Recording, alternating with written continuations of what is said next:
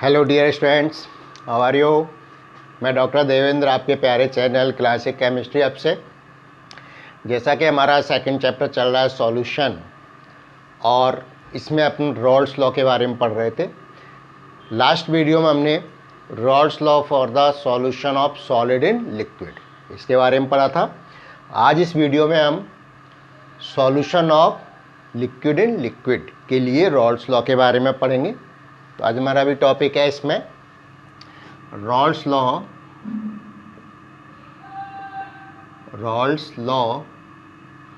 For the solution of liquid in liquid यानी दोनों ही हमारे यहाँ पर देखें तो क्या हो गया, वॉलेटाइल लिक्विड्स है। ठीक है, तो फर्स्ट पॉइंट तो हमारा ये हो गया, मैंने बाइनरी सॉल्यूशन आपको बताया था। बाइनरी का मतलब क्या है, जिसमें एक तो सॉल्यूट होता है और एक सॉल्वेंट होता है। तो ये भी हमारा क्या है, बाइनरी सॉल्यूशन है। ठीक है, तो ये हम पढ़ रहे हैं रॉल्स लॉ किसके लिए, बाइनरी सॉल्यूशन। तो एक तरह से आपने देखा यहाँ पर क्या हो गया, दोनों ही वॉलेटाइल हो गए। तो ये अपन किस लिए निकाल रहे हैं, बाइनरी सॉल्यूशन। यहाँ पर अपना क्या है सॉल्यूशन, बाइनरी सॉल्यूशन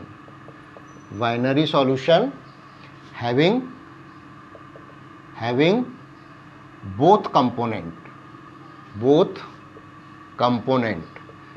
अब यहाँ पर हमारे कंपोनेंट क्या है, solute and solvent, having both component volatile.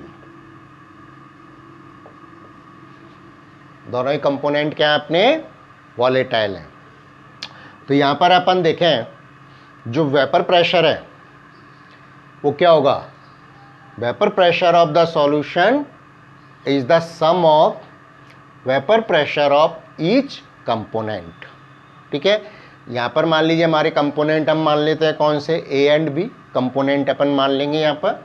ठीक है ना, तो अपन तो पहले देख लेते हैं कि वेपर प्रेशर,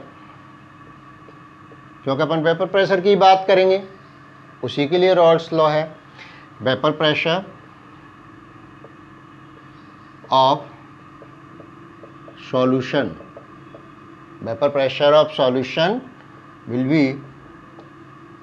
बी सम, यानी टोटल हो गया उनका सम ऑफ वेपर प्रेशर, मैं शॉर्ट में लिख दिया है वेपर प्रेशर को, sum of vapour pressure of each component, यानी जो भी कंपोनेंट है उनका सम होगा। यहाँ पर मान लीजिए हम अज्यूम कर लेते हैं, क्या अज्यूम किया, इफ वॉलेटाइल कंपोनेंट्स आर क्या क्या है हमारे, ए बी। ठीक है, वॉलेटाइल कंपोनेंट्स क्या है हमारे, ए एंड बी। और इसका अगर अपन देखें वेपर प्रेशर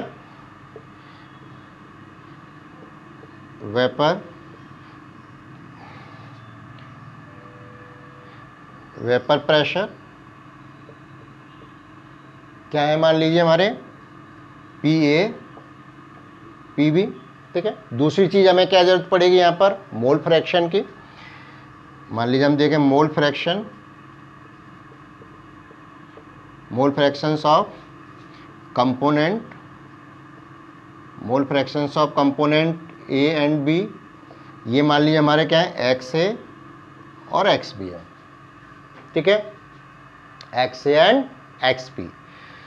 तो यहाँ पर अपन देखें टोटल प्रेशर क्या हुआ, टोटल प्रेशर वो मान लीजिए हमारा P है, ये हमने ऊपर ही निकाला है कि टोटल प्रेशर ऑफ सॉल्यूशन क्या है, sum of vapour pressure of each component. तो वेपर प्रेशर ऑफ कंपोनेंट्स हमारे क्या है, PA एंड PB। तो क्या हो गया, PA प्लस PB, ये क्या हो गया, टोटल प्रेशर हो गया। ठीक है, ये आप 1 मान लीजिए। क्लियर। अब according to Raoult's law, vapour pressure of each component directly proportional to the mole fraction, corresponding mole fraction, ये हमने पढ़ा हुआ है, पहले अपन ने पढ़ा है लास्ट वीडियो में, ठीक है। तो इसका मतलब क्या हो गया कि vapour pressure of each component, vapour pressure of each component directly proportional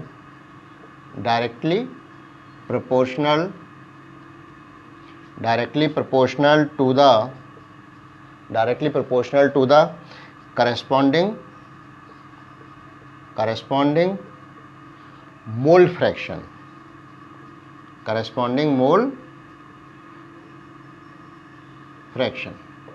mole fraction तो अपन ने लिखे हैं ऊपर, ए कंपोनेंट के लिए एक्स ए और बी कंपोनेंट एक्स बी, तो वही लिख लेंगे अपन। क्या हो जाएगा, P A directly proportional to X A, ये निकाला हुआ है हमने, यानी ए कंपोनेंट का पार्शियल प्रेशर उसकी मोल फ्रैक्शन के डायरेक्टली प्रोपोर्शनल है। अब आपको ध्यान होगा, प्रोपोर्शनलिटी साइन हटाते हैं तो क्या लिखते हैं, कांस्टेंट आता है, यानी P A is equal to P A naught X A, ये हमने निकाला हुआ है पहले, ठीक है। इसको इक्वेशन 2 दे दें। अभी मैं ग्राफ भी बना देता हूँ इसके लिए आपको, P B directly proportional to X B, ठीक है। इसको अपन क्या लिख सकते हैं, P B is equal to P B naught X B. P A naught और पी बी नॉट क्या शो कर रहे हैं, प्योर सॉल्वेंट या प्योर कंपोनेंट के लिए। अगर हमारा एक्स से 1 है तो जो वेपर प्रेशर है वो क्या हो जाएगा, पी ए नॉट के इक्वल हो जाएगा, और गिवन टेम्परेचर पर ये क्या होते हैं, कांस्टेंट होते हैं। ये हमने लास्ट वीडियो में निकाला था, ठीक है। तो ये मान लीजिए अपन थर्ड मान लेते हैं। अब देखिए इनको ग्राफ से कैसे शो करते हैं वो मैं आपको बताता हूँ। तो अपन यहाँ पर ये दो इक्वेशन टोटल प्रेशर की 2 और 3 बनी रहने देते हैं, बाकी का मैं रब कर रहा हूँ, आप कॉपी कर लीजिए।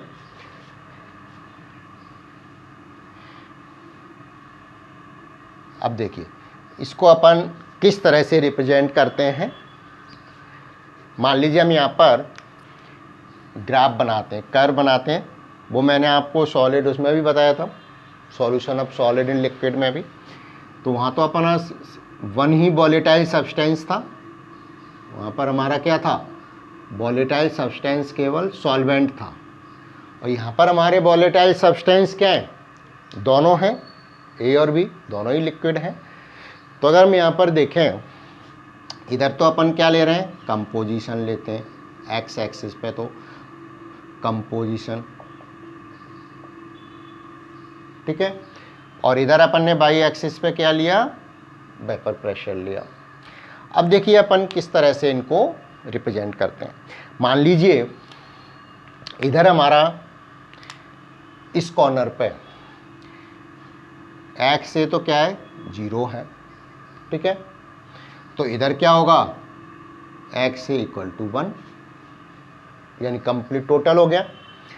जब यहाँ एक्स से 0 है तो इधर अपना क्या होगा, एक्स भी 1 के बराबर, तो नो डाउट इधर एक्स भी 0 है, यानी दोनों हमारे कंपोनेंट क्या है, वॉलेटाइल हैं। तो एक तरफ अपन ने एक्स को 1 मान लिया और एक तरफ अपन ने एक्स बी को। अब अपने को मालूम है कि जैसे जैसे मोल फ्रैक्शन बढ़ेगा वेपर प्रेशर बढ़ेगा, क्योंकि ये किसके डायरेक्टली प्रोपोर्शनल है, क्लियर। अब यहाँ पर अपन देखें, जैसे मान लीजिए मैं ग्राफ बना रहा हूँ किसके लिए, एक्स ए के लिए, ठीक है। तो एक्स इधर बढ़ रहा है ना, तो इधर आपके क्या होगा, ये जैसे जैसे एक्स ए बढ़ेगा वैसे वैसे आपका ये ग्राफ स्ट्रेट लाइन आपका ये बढ़ता जाएगा, ठीक है। मैं इसको एक बार सीधी बना देता हूँ।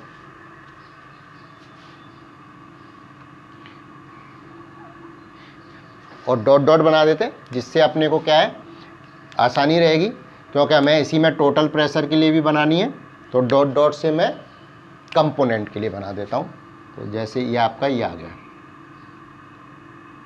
स्ट्रेट लाइन, ठीक है, क्योंकि ये आपका जैसे जैसे आपका ये एक कंपोनेंट बढ़ेगा वैसे वैसे बढ़ता जाएगा प्रेशर।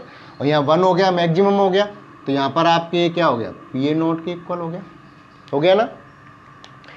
अब दूसरा अपन बनाए वी के लिए, तो v के लिए क्या होगा, इधर आप v का 0 है, इधर बढ़ रहा है, तो अपना इस तरह से आएगा, है ना। तो इसको आप ऐसे बना सकते हैं, ये बन गया, ठीक है। तो यहाँ पर x भी 1 हो गया, कंपोनेंट 1 के बराबर, तो ये क्या हो गया आपका पी वी नॉट के इक्वल हो गया, ठीक है। तो ये तो बात हो गई हमारी किसकी, कंपोनेंट्स के प्रेशर की। अब अपन टोटल प्रेशर की बात करते हैं कि टोटल प्रेशर का रिलेशन इनका किस तरह से होगा, क्लियर। और टोटल प्रेशर अपन जानते हैं क्या है, P A plus P B, ठीक है। तो अपन बात करते हैं next, from equation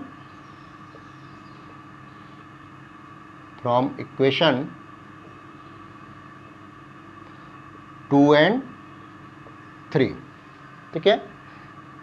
P is equal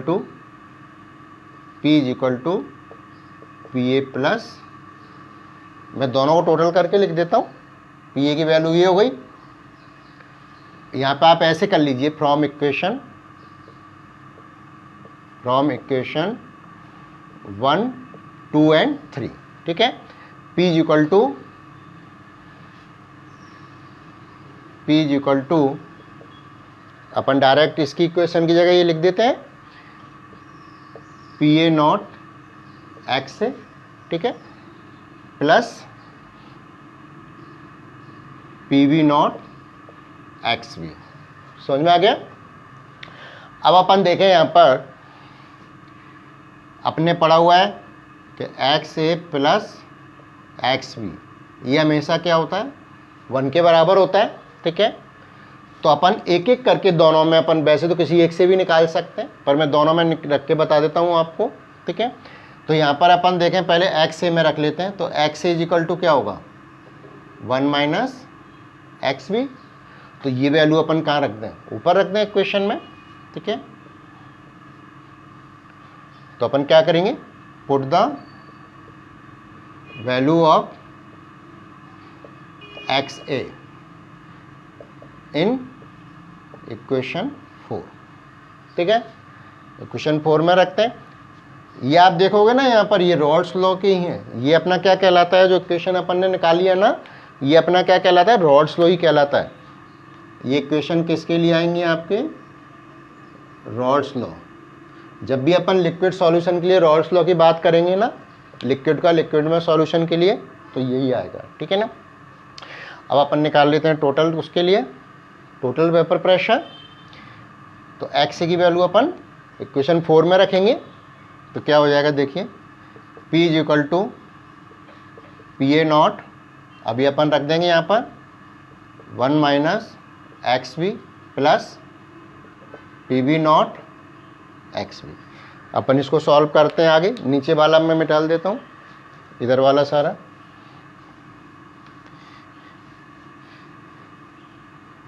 अभी इसी ग्राफ में अपन टोटल प्रेशर के लिए भी बनाएंगे, इसलिए अपन इसको रखेंगे ऐसे ही। इसको आप सॉल्व करिए, P इज इक्वल टू, इससे इधर मल्टीप्लाई कर लिया आपने, P A naught X B, ठीक है, plus P B naught X B. अगर यहाँ पर अपन देखें इन दो इक्वेशंस में, इन दो वैल्यूज में, तो एक्स बी क्या आ रहा है, कॉमन आ रहा है ना, तो वो लेके प्लस वाली अपन पहले लिख लेंगे, माइनस वाले को बाद में लिख देंगे। तो आपका क्या हो गया ये पी ए नॉट, ठीक है, प्लस इसमें से अपन ने क्या किया, एक्स भी कॉमन ले लिया, ठीक है। अब क्या बच गया आपका,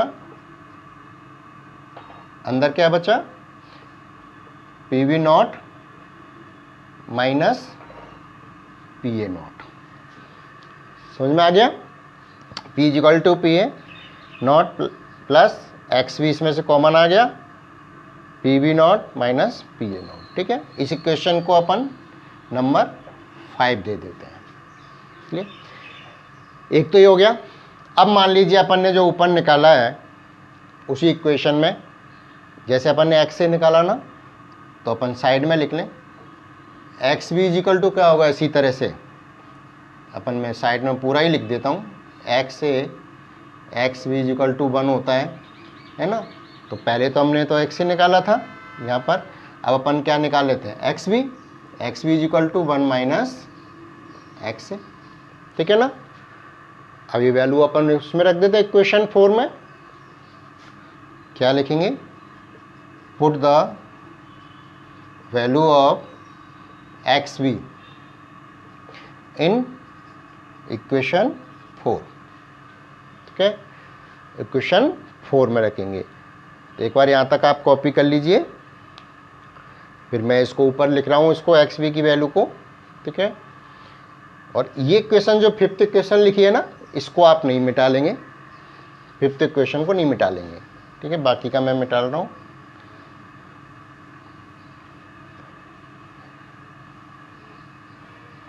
अब अपन इसमें रख देते हैं कि इसकी एक्स बी की वैल्यू उसी तरह से। तो क्या हो गया, P is equal to P A naught X A, इसको एज इट इज रहने देंगे, प्लस पी वी नॉट, अभी अपने एक्स बी की वैल्यू रख देंगे क्या, 1 माइनस एक्स से, ठीक है। इसको सॉल्व किया, P A naught X A plus, अब इसको आप करेंगे तो क्या हो गया, P V naught minus P V naught x से, ठीक है। अब देखो गौर से देखो बेटा, यहाँ पे एक तो ये इक्वेशन और एक इक्वेशन, इन दोनों में अपन देखें तो क्या कॉमन आ रहा है, देखिए इन दोनों में अगर अपन देखेंगे तो x से कॉमन आ रहा है, ठीक है, तो x से कॉमन ले लेंगे। तो क्या हो गया, P इज इक्वल टू, क्या बच गया अपना, P V not, clear, x से कॉमन आया, प्लस वाला अपन पहले लिख लेंगे, तो x से अंदर क्या बच गया आपका, P A naught P V not, clear. इसको अपन ने इक्वेशन नंबर 6 दिया, क्लियर। अब अपनी यही काम की चीज़ें हैं, इक्वेशन 5 और 6, बाकी का मैं आपको मिटाल देता हूँ। ये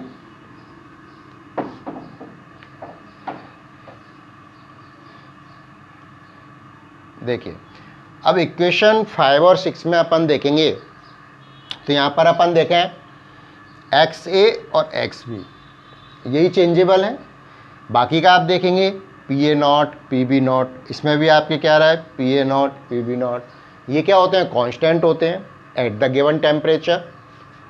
सो टोटल प्रेशर है वो आपके क्या है, linear function of X A और एक्स बी, दोनों में से किसी से भी ले सकते हैं, यानी एक्स ए और एक्स बी का क्या एक लीनियर फंक्शन है, ठीक है। और इसीलिए हमें क्या मिलता है, एक स्ट्रेट लाइन मिलती है जो कि एक्स और बी के बीच में आती है, क्योंकि दोनों अपन देखें एक्स ए और एक्स बी आ रहा है, बाकी का तो कांस्टेंट है, क्लियर। तो पहले मैं लिख देता हूँ, फिर इसमें अपन डायग्राम में बना लेंगे इस चीज़ को। क्या वो इससे पता लग रहा है, from equation 5 and 6, equation 5 and 6, total pressure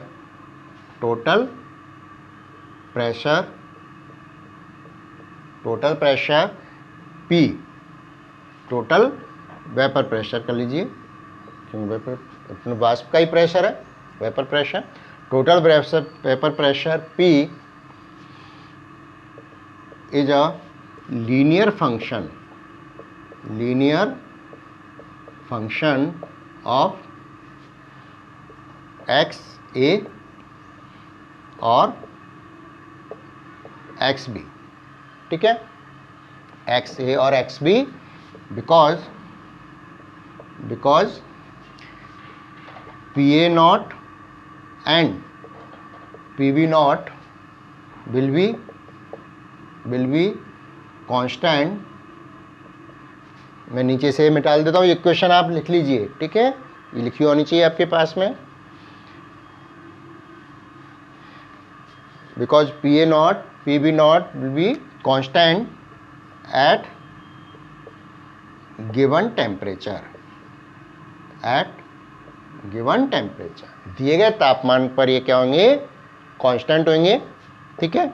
और ये लीनियर फंक्शन है, इसलिए क्या होगा, सो कर्व बिटवीन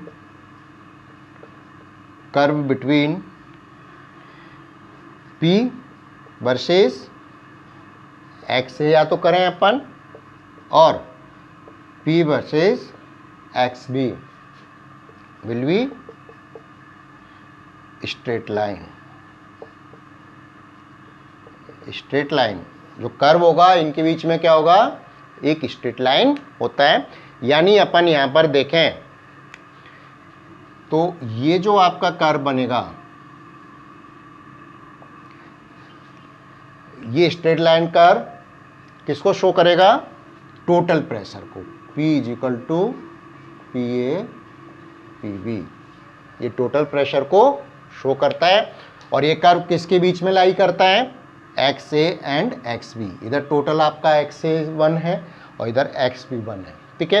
तो total pressure curve lie between the X A and X B. तो एक पॉइंट अपन स्मॉल लिख देते हैं, ऐड कर देते हैं कि total pressure curve, total vapour pressure curve, vapour pressure curve lie between the, किसके बीच में है, stay between the, lie between the, lie between the X A and X B. यानी आपके दोनों ही जो कंपोनेंट हैं उनके मोल फ्रैक्शंस हैं उनके बीच में लाई करता है, उनके बीच में ये रहता है। और इसी के बेसिस पर जो रॉल्स लॉ मैंने आपको बताए थे आइडियल सॉल्यूशन बनते हैं। तो नेक्स्ट वीडियो में अपन जो बात करेंगे आइडियल सॉल्यूशन के बारे में बात करेंगे। एक छोटा सा नोट और है, वो भी नेक्स्ट वीडियो में अपन देख लेंगे कि CBSE में वो आता है कि जो अपन ने रॉल्स लॉ पढ़ा और एक हमने पहले क्या पढ़ा था, हेनरी लॉ पढ़ा था। रॉल्स लॉ तो क्या हो गया, वो भी वेपर प्रेशर पर बेस्ड है रॉल्स लॉ भी, लेकिन वो क्या है, solution of liquid in liquid के लिए। और हेनरी लॉ पढ़ा था, वो क्या था, हेनरी लॉ में क्या था, solution of gas in liquid. तो गैस भी तो वेपर ही होती है, तो वहाँ पर ही वेपर प्रेशर की बात है। तो हम कहते हैं कि रॉल्स लॉ क्या है, एक फंक्शन है किसका, हेनरी लॉ का ही, हेनरी लॉ पर ही बेस्ड है, हेनरी लॉ का एक फंक्शन है, ठीक है। तो वो एक छोटा सा नोट आता है, वो अपन देख लेंगे नेक्स्ट वीडियो में, और फिर अपन एक आइडियल सॉल्यूशन के बारे में बात करेंगे। आज अपना इसमें Rawls law for the solution of liquid in liquid ये कंप्लीट होता है। रॉल्स लॉ के लिए अपन कौन से यूज़ करते हैं, दो कंपोनेंट का, वो मैंने आपको बता दिया था। ये अपना क्या हो गया, टोटल प्रेशर के लिए हो गया। ये ग्राफ ध्यान रखेंगे, इसको हम आगे भी बनाएंगे। ये ग्राफ होता है किसके लिए होता है, आइडियल सॉल्यूशन के लिए होता है। अब इसमें कुछ चेंजेज होते हैं, नॉन आइडियल सॉल्यूशंस होते हैं, तो किस तरह से इसमें चेंज होगा वो अपन आगे पढ़ेंगे। बाकी का ये आपका जो ग्राफ होता है ये किसके लिए होता है, आइडियल सॉल्यूशन के लिए। ये जो हमने यहाँ पर ग्राफ बनाया ना, ये किसके लिए है, आइडियल सॉल्यूशन के लिए। तो इसी को बढ़ते हुए हम इसमें किस तरह से चेंजेज होते हैं नॉन आइडियल में, वो अपन देखेंगे। आज इसमें यहीं तक, आगे का अपन, एक तो मैंने बताया कि जो आपका रॉल्स लॉ है as a function of the Henry law, एक तो इसको देखेंगे, और एक आइडियल सॉल्यूशन के लिए क्या क्या कंडीशंस होती हैं वो अपन बात करेंगे। आइडियल सॉल्यूशन कौन कौन से लिक्विड बनाते हैं वो भी बात करेंगे अपन, ठीक है। आज इसमें यहीं तक, थैंक यू वेरी मच।